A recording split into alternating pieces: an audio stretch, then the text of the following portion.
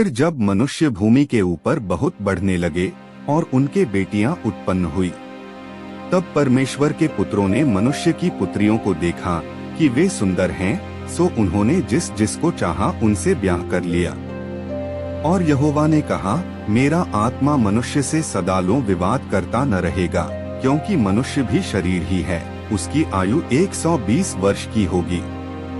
उन दिनों में पृथ्वी पर दानव रहते थे, और इसके पश्चात जब परमेश्वर के पुत्र मनुष्य की पुत्रियों के पास गए, तब उनके द्वारा जो संतान उत्पन्न हुए वे पुत्र शूरवीर होते थे, जिनकी कीर्ति प्राचीन काल से प्रचलित है।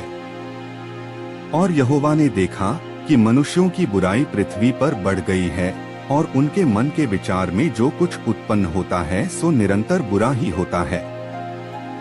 और यहोवा पृथ्वी पर मनुष्य को बनाने से पछताया, और वह मन में अति खेदित हुआ। तब यहोवा ने सोचा कि मैं मनुष्य को जिसकी मैंने सृष्टि की है पृथ्वी के ऊपर से मिटा दूंगा, क्या मनुष्य, क्या पशु, क्या रेंगने वाले जंतु, क्या आकाश के पक्षी, सबको मिटा दूंगा, क्योंकि मैं उनके बनाने से पछताता हूँ।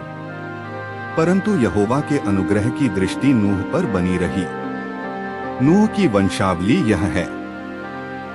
नूह धर्मी पुरुष और अपने समय के लोगों में खरा था, और नूह परमेश्वर ही के साथ साथ चलता रहा। और नूह से शेम और हाम और येपेत नाम 3 पुत्र उत्पन्न हुए। उस समय पृथ्वी परमेश्वर की दृष्टि में बिगड़ गई थी और उपद्रव से भर गई थी।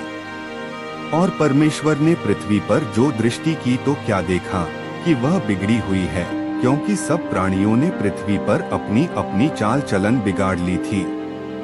तब परमेश्वर ने नूह से कहा, सब प्राणियों के अंत करने का प्रश्न मेरे सामने आ गया है, क्योंकि उनके कारण पृथ्वी उपद्रव से भर गई है, इसलिए मैं उनको पृथ्वी समेत नाश कर डालूंगा।